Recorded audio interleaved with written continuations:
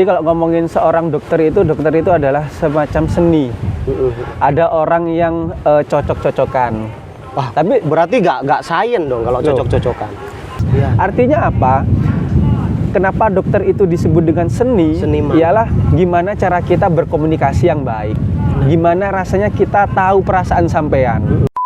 Assalamualaikum warahmatullahi wabarakatuh. Selamat sore teman-teman semua. Selamat datang kembali di channel Ngopi-Ngopi. Kali ini kita akan mendiskusikan banyak hal yang kita yakin bisa menginspirasi begitu ya. Dari figur yang meskipun mungkin banyak orang yang bilang bahwa tidak ada manusia yang sempurna, tapi figur kali ini kita sudah hadirkan seorang yang punya paket lengkap, teman-teman. Seorang pemuda yang ganteng iya, muda iya, terus seorang dokter pula, terus pengusaha pula, terus juga sangat aktif dalam organisasi perekonomian begitu atau organisasi-organisasi sosial lainnya. Jadi apa ya namanya, ini adalah idaman mungkin ya, idaman setiap orang untuk menjadi seperti beliau, dan apa yang nanti akan kita bahas dengan beliau akan menjadi suatu hal yang sangat menarik dan inspiratif tentunya. Oke, langsung saja mungkin saya persilahkan. Halo, selamat sore Dokter Pram. Selamat sore, Mas. Apa kabar? Apa kabar? Alhamdulillah, sehat luar biasa. Tambah cerah saja kayak kamera iPhone. Katanya tiap hari aktivitas olahraga sama. Ya paling tidak menyempatkan untuk berkeringat. Subhanallah. Sampean memang pecinta olahraga banget, Dok ya. Kalau dibilang pecinta enggak juga sih, Mas. Jadi kenapa saya senang olahraga, ya inginnya berkeringat itu. Seenggaknya lari, futsal gitu. Memang idaman banget, beliau juga sudah rendah hati, teman-teman. Terus sehingga banyak kita perlu tahu lah, lebih mengenal sampean Dokter Pram. Mungkin boleh sampean ceritakan mungkin masa kecilnya sampean di mana. Sampean tuh asli mana sehingga para kaum hawa ini nanti bisa mengincar sampean itu. Gimana tuh? Silakan, Dok. Kalau saya asli dari Socah, Bangkalan. Asli Bangkalan sampean? Asli Bangkalan. Oh ya Allah, siap-siap. Orang tua juga asli Socah, ibu asli Socah, cuman bapak asli Banyuwangi. Oh, ayah asli Banyuwangi, siap. Memang ketika saya entah di luar Bangkalan atau di Bangkalan pun dikiranya orang Jawa. Iya, beneran kirain sampean tuh kayak dokter yang sedang bertugas di Bangkalan malah. Asli Socah. Oh, siap. Berarti masa kecil sampean juga habiskan di Bangkalan? Allah. Sekolah SD Socah, kemudian SMP 2 Bangkalan, SMA di SMA 1 Bangkalan. Subhanallah. Ya. Kuliah di Surabaya. Subhanallah. Di mana tuh fakultas? Di Wijaya Kusuma, Surabaya. Fakultas Kedokteran. Luar biasa. Dan sampean sekarang sudah aktivitasnya di rumah sakit sekarang, Dok? Alhamdulillah dapat tempat di rumah sakit. Karena Dokter Pram ini, teman-teman, tidak seperti dokter pada umumnya. Beliau itu benar-benar tidak mau miss ya, sedikit waktu saja tidak mau.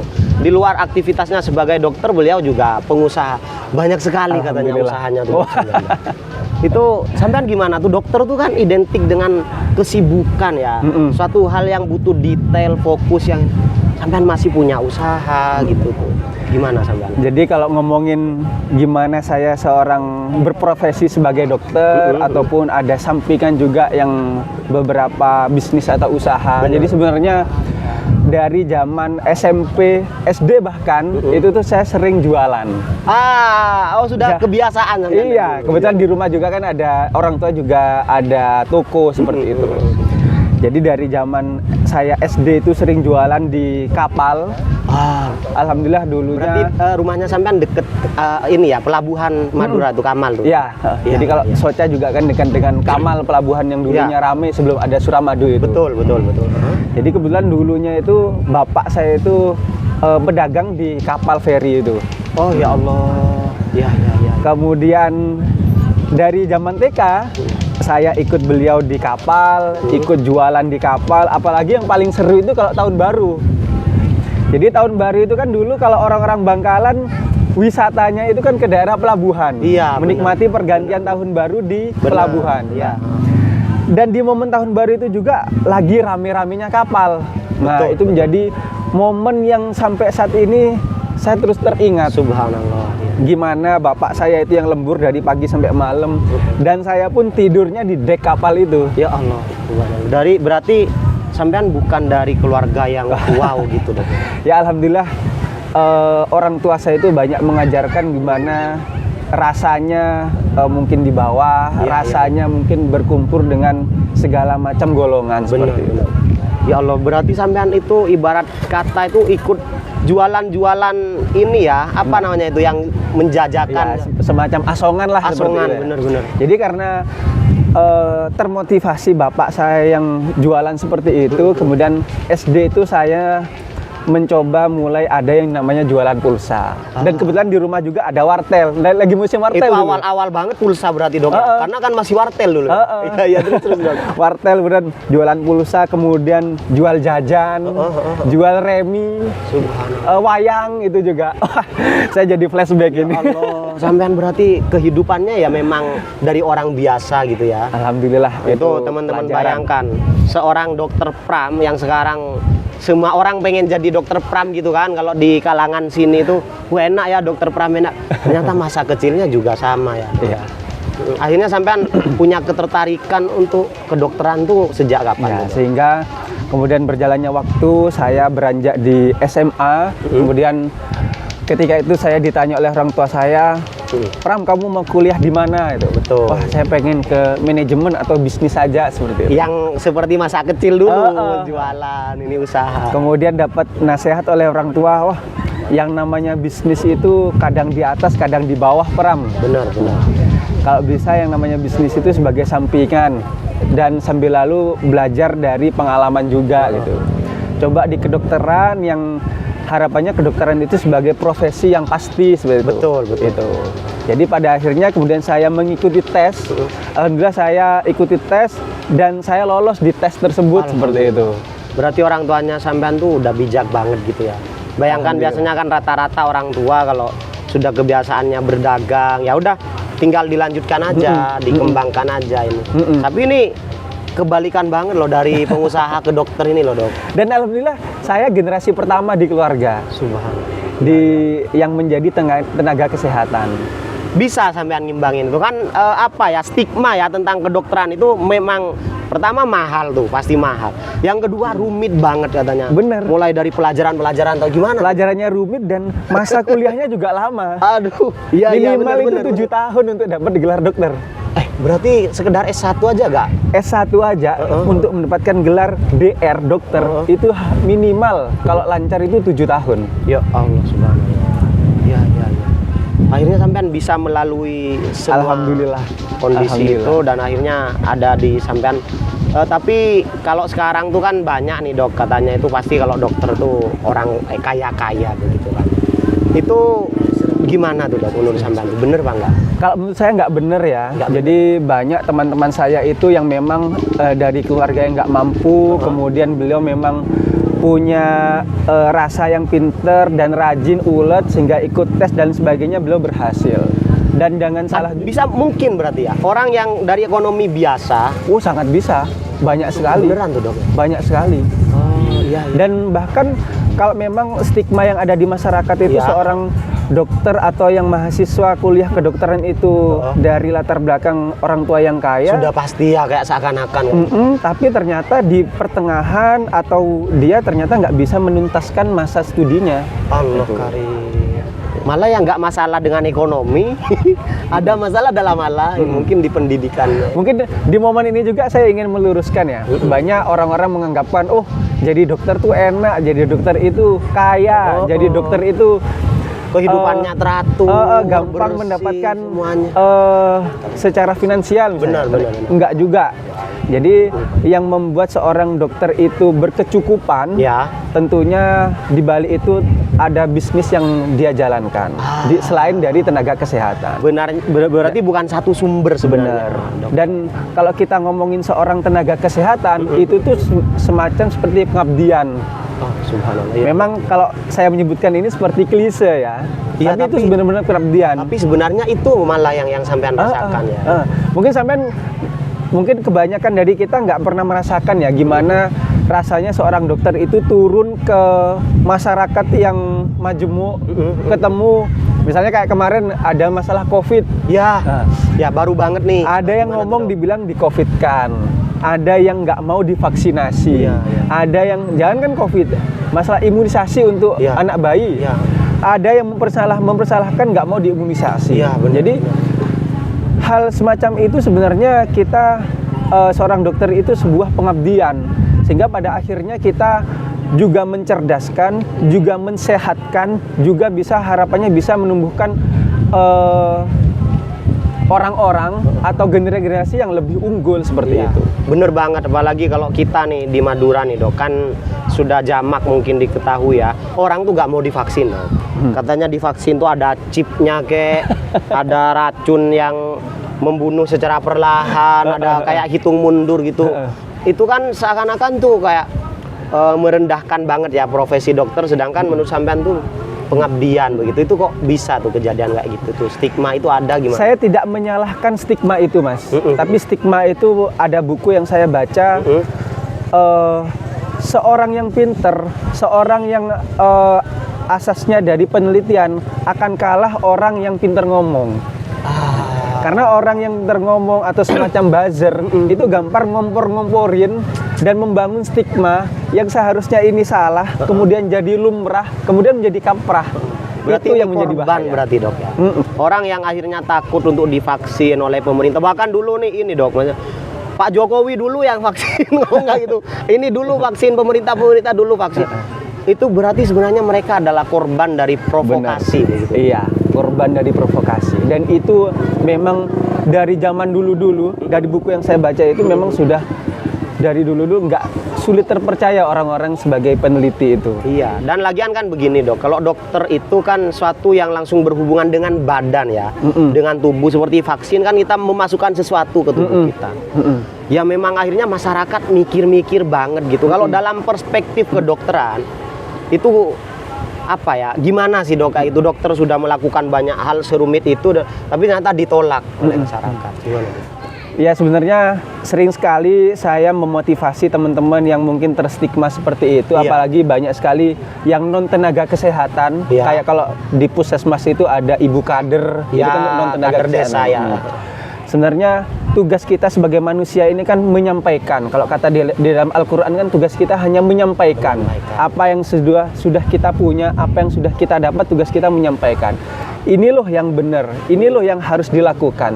Tetapi ketika kita sudah berikhtiar untuk menyampaikan hal yang baik itu, kemudian ditolak, ya teruslah kita berusaha untuk ikhtiar-ikhtiar yang harapannya juga bisa membawa kemaslahatan untuk warga sekitar seperti itu. Sampean tidak fokus pada mereka yang tidak percaya ini. Sampean fokus pada gimana sampean tetap mengabdi.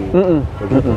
Dan ya alhamdulillah ternyata memang sekarang udah terasa banget begitu. Andai provokasi itu tetap berjalan, orang tetap tidak mau divaksin, mungkin Indonesia sampai sekarang masih PSBB atau Dan alhamdulillah Indonesia sendiri kan menjadi role model, atau ternyata Indonesia sendiri jadi kaca dunia bahwa entah itu dari proses vaksinasi ataupun penanganan COVID-19 itu menjadi hal yang terbaik seperti itu. ya memang medis itu menurut saya pribadi memang sudah jalan terbaik untuk ini. Terus kalau stigma-stigma ini misalkan Dok, apa ya? Kalau dokter kan memang lebih mahal daripada alternatif begitu kan. Terus misalkan ada yang nggak sembuh di dokter, ini sembuh di sini. Sebenarnya menurut perspektif dokter Pram sendiri, bagaimana sih seorang dokter itu menjaga kredibilitas begitu kan? Karena ya sebenarnya mungkin ini cuma beberapa aja kan, lebih banyak yang sembuh dari dokter dan penanganannya lebih baik. Soal kredibilitas nih gimana Dok? Ya. Kalau Jadi kalau ngomongin seorang dokter itu adalah semacam seni. Ada orang yang cocok-cocokan. wah, Tapi berarti nggak sains dong kalau Loh. cocok-cocokan. sebentar, jadi kita kuliah kedokteran itu selama kurang lebih 7 tahun. 7 tahun untuk bisa mendapatkan gelar dokter. Benar. Dan selama itu kita ada yang mendapatkan ilmu secara teori, mendapatkan ilmu secara praktek. Benar. Dan tentunya kita dibentuk menjadi dokter itu dengan stat yang sama, Benar. dengan guru yang sama, dengan buku yang sama juga. Benar. Tetapi ketika kita terjun ke masyarakat, yang menjadi beda ialah seninya. Bahkan Gimana tuh Dok? dosen saya bilang kalau cara menentukan diagnosis atau menemukan penyakit apa yang ada di dalam orang ini, kan ada yang namanya anamnesa. Anamnesa itu wawancara seperti ini, ditanya. Kemudian ada lagi yang namanya pemeriksaan fisik, ada lagi yang namanya pemeriksaan penunjang. Kemudian lalu bisalah kita mendiagnosis atau menentukan penyakitnya. Dan sebanyak 60% diagnosis ini bisa tegak dengan wawancara seperti ini. Malah lebih ini diagnosis ini. Dari cara wawancara ini dengan 60% kita bisa mendiagnosis. Artinya apa? Kenapa dokter itu disebut dengan seniman? Ialah gimana cara kita berkomunikasi yang baik. Gimana rasanya kita tahu perasaan sampean.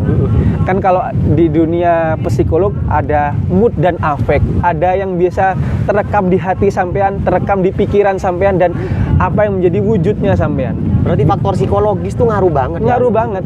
Nah, dengan kita tahu seninya, dengan kita tahu gimana orang ini sakitnya di mana, apakah beneran sakit atau memang bohongan seperti itu. Kadang memang orang menutupin, takut misalkan terbuka semua, akhirnya ditanganin dengan total, akhirnya ngenaknya ke biaya. Disitulah ketika pasien ini merasa nyaman, pasien ini merasa enak diajak ngomong, enak diajak mendapatkan motivasi atau inspirasi dari dokter tersebut, disitulah ketemu kecocokan. Berarti yang menjadi PR sebenarnya untuk seorang dokter dalam menangani pasien dalam menemukan, mendapatkan analisa terbaik tentang apa permasalahannya itu, dok. Tidak hanya dokter, dari hingga saya berumur saat ini, dari banyaknya pengalaman baik itu di sekolah maupun di non sekolah, hal yang terpenting yang harus kita miliki adalah komunikasi yang baik. Komunikasi yang banyak. Kalau saya flashback ke belakang, ketika SMP saya tidak diajarkan gimana cara komunikasi yang baik. Bahkan kalau di Bangkalan sendiri ada yang namanya antep asor. Mungkin nggak ada tuh pelajaran antep asor. Oh, cara dudukmu begini. Oh, cara komunikasi yang baik dengan orang itu begini. Mungkin itu tidak ada di pelajaran yang eksak. Berarti benar-benar tidak 100% ilmu eksak dalam kedokteran, tapi kayak hal-hal sosial, kayak komunikasi, psikologi. Kenapa komunikasi itu penting? Karena pada dasarnya kita ini, manusia ini adalah makhluk sosial. Benar. Jadi gimananya hospitality kita atau pelayanan kita antar sesama kita, membuat kita saling menarik, membuat kita saling memahami dan mengerti, membuat kita, kalau kata anak sekarang itu, peka. Itulah yang terpenting harus kita miliki. Oke, intinya kalau sampean itu sampean berpendapat seorang dokter itu punya kredibilitas yang bisa dipertanggungjawabkan begitu. Cuma tergantung bagaimana nanganinya aja. Benar. Kalau stigma ini gimana, dok? Saya sembuh sih ke dokter Pram sekarang, tapi sebulan lagi saya balik ke dokter Pram. Jadi lebih ke kayak dibuat bisnis gitu. Profesi kedokteran tuh gimana, dok? Menurut sampean tuh? Boleh diminum dulu ininya. Siap. Dok, kopinya sama airnya. Jadi kalau seperti itu salah ya, Mas. Jadi sama sekali tidak kalau benar. Seorang dokter itu mendiagnosis atau menentukan penyakitnya apa, itu tentu banyak aspek. Apakah orang ini sakit beneran, atau yang sakit itu psikologisnya, atau yang sakit itu badannya, itu harus kita nilai dengan baik. Sehingga pada akhirnya obat yang kita berikan itu juga tepat seperti itu. Kemudian, oh nanti sebulan lagi ke sini, sebulan lagi ke sini. Kayak kecanduan begitu kan? Enggak. Saya pastikan itu tidak ada dokter yang seperti kalau itu. Kalau penanganannya sudah tepat. Tentu kita pun ada punya kode etik kedokteran. Jadi itu dipegang teguh oleh para dokter, dok ya? Jangan dipegang aja, tapi kita sumpah dokter itu ada. Untuk memegang kode etik itu kita disumpah. Itu. Jadi kita tidak sembarang mendiagnosis pasien, kita tidak sembarang melayani pasien. Bahkan kalau guru saya bilang itu, jangan kamu banyak-banyak mengambil menarik fee oleh pasien, gitu. Karena pasien itu kalau kita disandingkan dengan agama sendiri, mereka ingin menyembuhkan, dan yang menyembuhkan itu bukan dokter. Dokter itu hanya perantara. Gitu. Yang menyembuhkan itu dari yang kuasa. Luar biasa sekali, teman-teman. Ngobrol dengan dokter Pram. Tapi kalau saya yakin, dok, kalau ada pasiennya sampean yang berobat terus seminggu lagi balik ke sampean, seminggu lagi balik ke sampean, bukan karena agak sembuh tapi caper aja kan? Dokter Pram pengen ketemu dokter Pram terus begitu. Oke, keren banget obrolan dengan dokter Pram dalam konteks beliau sebagai dokter. Nah, sekarang beliau ternyata teman-teman selain sebagai pengusaha nih, sudah dokter, sudah pengusaha, ternyata juga jadi ketua di beberapa organisasi nih, Pak. Aduh, super banget sih sampean. Kalau yang saya tahu nih, Dok, salah satu yang sampean sekarang lagi bertanggung jawab ya, lagi bawahi itu adalah Gekraf, Dok. Ya. Terus Dokter Pram ini adalah ketua umum Gekraf Bangkalan ya, Dok. Iya. Gimana lagi tuh sampean? Sudah punya usaha, sudah dokter, masih sempat berorganisasi, jadi ketua lagi itu. Gimana, Dok? Jadi kalau ngomongin keseharian saya, selain dengan profesi dokter dan beberapa bisnis, saya juga aktif di organisasi Gekraf, Gerakan Ekonomi Kreatif, DPC, Dewan Pimpinan Cabang Bangkalan. Kemudian saya juga aktif di organisasi Persyarikatan Muhammadiyah Jawa Timur. Subhanallah, ya Allah. Kemudian dan beberapa organisasi lainnya. Tapi yang saat ini yang paling intens itu di Gekraf dan di Muhammadiyah. Alhamdulillah. Gimana tuh sampean? Bisa bagi waktunya gimana? Atau kok tertarik gitu di sana itu? Sampean ini sudah ideal banget loh, pengusaha dokter tuh udah keren banget gitu udah. Jadi memang saya seneng ya bersosial seperti ini ya, Mas. Jadi selain dengan saya profesi dokter, saya juga seneng bersosial seperti ini, sehingga pada akhirnya saya juga seneng berorganisasi. Yang salah satunya saat ini di Gerakan Ekonomi Kreatif. Dan kalau ngomongin ekonomi kreatif ini kan seperti nuansa baru ya di Indonesia. Ya, dan memang ini keren banget gitu loh adanya ekonomi kreatif ini. Jadi kalau ngomongin ekonomi kreatif itu oleh kementerian itu ada sebanyak 17 subsektor. 17 subsektor. 17 subsektor ekonomi kreatif. Apa yang membedakan ekonomi kreatif ini dengan bisnis lainnya? Kan ada yang namanya UMKM, unit usaha mikro kecil dan menengah. Kemudian ada lagi yang bisnis atau industrial. Ya, industrial. Tapi kalau ekonomi kreatif ini kita lebih mengedepankan para pelaku ekonomi kreatif, yaitu di salah satunya ada subsektor aplikasi, ada subsektor musik, EO, WO, kemudian seni terapan, seni kriya, kemudian ada televisi dan radio, kemudian ada pariwisata. Hal-hal yang digital gitu ya. Benar. Kenapa kita kerucutkan ada 17 subsektor itu tadi? Karena harapannya kita bisa mengedepankan para pelaku seni. Kan banyak tuh sebelum-sebelumnya kan nggak terpandang, oh sampean pemusik ya, nggak terpandang secara hukum itu misalnya, secara haki. Oh sampean YouTuber misalnya, tidak dibuatkan di sana, nggak dibuatkan naungannya, bahkan ini kan bisnis-bisnis baru. Siapa sangka ternyata kalau kita flashback ke masa SMA misalnya, nggak ada tuh yang punya cita-cita sampai kan jadi YouTuber, Bu. Nah, tapi ternyata saat ini kalau YouTuber pun bisa menghasilkan yang luar biasa penghasilannya. Malah jauh lebih besar. Bener. Berarti dengan dinaungi oleh ekonomi kreatif ini, artinya keorganisasian yang sampean naungi itu mengkampanyekan ini semua. Bener. Kesadaran tentang ekonomi. Jadi harapannya kayak pelaku event organizer, EO atau wedding organizer itu kita bisa sama-sama bergerak bersama, berkolaborasi bersama, gimana caranya kita ini bisa membuat budaya ataupun siklus yang baik. Karena mereka juga bisa terlindungi secara hukum, mereka juga bisa dinaungi dan bisa berekspansi secara baik, yang pada akhirnya mereka bisa saling berkolaborasi. Setelah berkolaborasi, mereka bisa lebih luar biasa lagi dampaknya seperti itu. Tapi memang kita sendiri sudah sama-sama merasakan mungkin ya dampak dari kehadiran mulai dari awal dikampanyekan tentang Gekraf ini, ekonomi kreatif ini, banyak sekali kemajuan pesat di bidang kreativitas, terutama ya kita tahu sendiri YouTuber sudah pesat, terus apalagi nih, Dok, pariwisata. Kemarin ada yang cerita di Batu itu, Dok, katanya ngalahin PAD-nya Kabupaten Malang begitu kan, sehingga itu pengaruhnya luar biasa. Loh, jangan salah, pandemi ini Bangkalan sebelum pandemi Bangkalan hanya memiliki 4 pariwisata yang tertulis sebelum pandemi. Tetapi setelah pandemi ini, kalau tidak salah Bangkalan itu sekitar ada 20-an. Subhanallah. Artinya apa? Pandemi ini bisa meningkatkan kreativitas kita. Bahkan di pandemi ini juga banyak mencetak YouTuber baru atau para konten kreator baru itu. Konten kreator baru ini kayak menciptakan tuyul-tuyul baru gitu kan. Gak keluaran dari rumah, dari kamar, tiba-tiba beli motor, beli mobil, beli HP baru kayak gitu.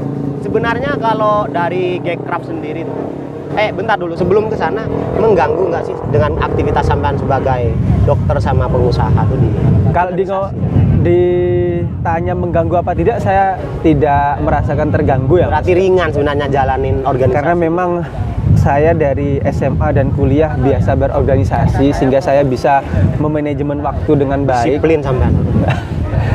Ya, saya bisa memanajemen waktu dengan baik, kemudian saya bisa membagi apa yang harus prioritas saya kerjakan, mana yang seharusnya saya bisa kerjakan nanti, seperti itu. Oke, yang dibantu dok oleh Gekraf ini, oleh sampean di organisasi ini untuk usaha-usaha kreatif itu, kira-kira apa saja yang sampean bantu untuk pengusaha pemula juga masuk nih dok ya? Iya. Pemula yang sudah berjalan mungkin yang dibantu oleh sampean ini dalam hal apa saja? Jadi kalau ngomongin Gekraf Bangkalan ya Mas, apa yang diharapkan di Bangkalan sendiri, tentu ekonomi kreatif ini kan baru, apalagi Gekraf baru saja berulang tahun Mas. 22 Januari kemarin itu ulang tahun yang keempat Gekraf. Ya Allah, kemarin ini dok ya? Berarti baru 4 tahun. Baru 4 tahun berdiri, sehingga udah pesan nuansa yang baru seperti ini tentu PR utama kita ialah mengenalkan ekonomi kreatif itu apa aja sih, ekonomi kreatif itu bisa seperti apa aja sih. Kemudian setelah kita mengenalkan, kemudian mereka sudah ada di gerbongnya masing-masing, kemudian kita kelompokkan. Dan di Gekraf ini, di awal saya menjabat ini, saya membuat kelompok para usaha yang pemula. Pemula itu artinya dia masih ingin untuk membuat usaha. Berarti masih belum punya usaha Masih itu belum masuk punya gitu, usaha bisa. kategori itu, benar-benar. Kemudian ada kelas madya atau pertengahan. Dia sudah memiliki usaha tapi dia ingin ekspansi lebih luar biasa lagi. Dan pengusaha yang sudah maju. Benar. Dia sudah punya usaha, sudah berkembang dengan baik dan mereka mungkin ekspansi secara global seperti itu. Nah, kita membuat kelompok-kelompok seperti itu. Akhirnya apa? Dikategorikan sama sampean. Setelah kita mengkategorikan seperti itu, kita bisa memberikan treatment yang baik. Treatment seperti apa? Oh, saya ajarkan seperti ini untuk yang mula. Oh, yang guide mungkin yang untuk pemula ini guidance-nya. Kalau yang sudah ke atas, saya kenalkan dengan relasi-relasi di luar Bangkalan seperti itu. Sehingga saya memberikan treatment, sehingga saya memberikan penanganan terhadap gerbong-gerbong ini secara tepat seperti itu. Subhanallah ya Allah. Berarti terbantu banget dengan adanya Gekraf ini dok ya. Alhamdulillah teman-teman banyak yang merasakan gimana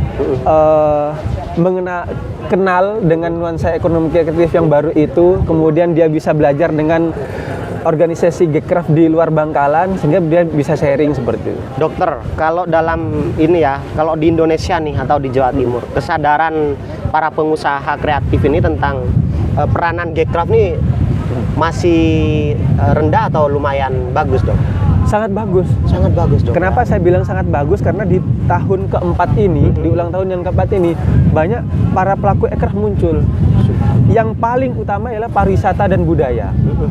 Kenapa pariwisata dan budaya? Pariwisata, budaya itu beda lagi dok. Beda lagi. Iya. Kenapa pariwisata? Tentu di zaman generasi milenial ini banyak anak-anak kita, rekan-rekan kita yang di pelajar ataupun masih remaja inginnya healing. Ya. Tetapi nggak cukup sampai di situ. Mereka akan kenal lebih dekat dengan adanya sosmed. Nah, ini kan maksud ruang lingkup ekonomi kreatif. Benar. Kita buka IG, wah teman saya liburan ke Bangkalan. Jadi publishingnya itu lebih dapat ya. Iya. Dan juga budaya ini melingkupi kalau zaman dulu ada misalnya di Bangkalan ada juga ekonomi kreatif yang pandai besi. Benar. Itu kayak pisau, celurit seperti itu. Kemudian ada pakaian adat, itu kan termasuk ekonomi kreatif juga. Dan dengan adanya budaya seperti ini juga bisa mengenalkan para adik-adik kita yang masih muda seperti itu. Subhanallah, keren banget. Jadi sudah di profesi dokter itu membantu, wirausaha itu memberdayakan, ini di Gekraf juga membantu. Alhamdulillah wirausaha. Saya berada di sini pun karena banyak dibantu oleh rekan-rekan saya, Mas. Jadi saya pun menjadi ketua Gekraf, saya pun menjadi dokter saat ini tentu bukan karena karya saya sendiri aja, tapi karena bantuan dari teman-teman yang lain. Banyak mentor-mentor saya, banyak teman-teman dan sahabat baik saya yang telah membantu saya menjadi seorang Pram yang seperti ini, apalagi menjadi seorang ketua Gekraf. Dan tentu amanah ini cukup besar tanggung jawabnya, dan saya pun berharap dengan adanya organisasi Gekraf ini paling tidak kita bisa menaungi para pelaku ekraf, paling tidak saya bisa dengan menaungi ini bisa saling kenal dengan para pelaku ekraf yang lain dan mereka bisa memperdayakan dengan sendirinya seperti itu. Dok, kalau untuk teman-teman kita yang masih mager nih, mungkin di kalangan mahasiswa atau baru lulus gitu kan, mereka itu pengen kaya tapi nggak tahu mau gimana gitu kan, pengen berdaya tapi nggak tahu harus melakukan apa gitu. Sedangkan sampean kan pelaku ekonomi kreatif nih. Masukan untuk teman-teman nih gimana menurut sampean, memulainya gimana, terus mungkin bisa dibantu gimana? Yang paling berat itu Mas, ialah memulainya itu. Saya yakin teman-teman yang ada di sini maupun penonton yang ada di rumah pasti idenya tuh luar biasa. Iya, benar. Apalagi namanya orang Bangkalan ya. Betul. Jadi saya punya tagline ini Mas, kalau Gimana tuh Dok? Gimana? Saya punya tagline Gekraf Bangkalan ini kreatif tanpa batas. Saya itu bangga menjadi orang Bangkalan Mas. Ketika saya kuliah di Surabaya, betul, ataupun ketika saya saat ini mendapat penempatan di Pasuruan, betul, saya selalu membanggakan diri saya ini orang Madura. Iya. Karena di luar sana orang Madura itu terpandang sebelah mata. Iya, ada. Yang katanya kasar, yang katanya tidak berpendidikan, miskin dan lain sebagainya, pokoknya yang jelek-jelek. Benar. Dan saya pun merasa bangga menjadi seorang Bangkalan. Kenapa? Orang Bangkalan itu kreatif sekali. Meskipun kalau kita flashback, ada yang kayak Suramadu bautnya diambil. Iron Man, ada Iron Man di itu sisi buruknya. Tapi jangan salah, orang yang bisnis kalau orang Bangkalan bilang itu rup-rup, apa rup-rup ya? Tuker ini ya, barang dengan ya pengepul kardus, ya, pengepul benar. plastik. Biasanya dulu dikasih kerupuk ininya, entah Dok. itu di Surabaya, entah itu di Jakarta, kebanyakan dari orang Madura. Ya. Dan para peraku peracangan, peracangan itu toko sembako seperti itu ya Mas, itu banyak yang dari orang Madura. Daya bacanya, analisanya terhadap peluang itu artinya luar biasa. apa? Orang Madura itu memiliki keberanian tersendiri. Dari keberanian yang nekat seperti ini, dia kreatifnya tanpa batas. Ya. Itulah saya mengambil tagline di Gekraf Bangkalan ini, kreatif tanpa batas. Wow, subhanallah, keren banget obrolan kita dengan Dr. Pram, teman-teman. Sayang sekali waktu mengharuskan kita untuk mengakhiri obrolan ini, padahal udah dalam banget, asik banget, dan betah banget pasti kalau ngobrol dengan Dr. Pram. Teman-teman, saya ucapkan terima kasih banyak kepada Dr. Pram, obrolan yang sangat menarik dan saya yakin sangat inspiratif untuk teman-teman. Nanti kita nantikan obrolan kita yang selanjutnya. Salam ngopi-ngopi, ngobrol penuh inspirasi.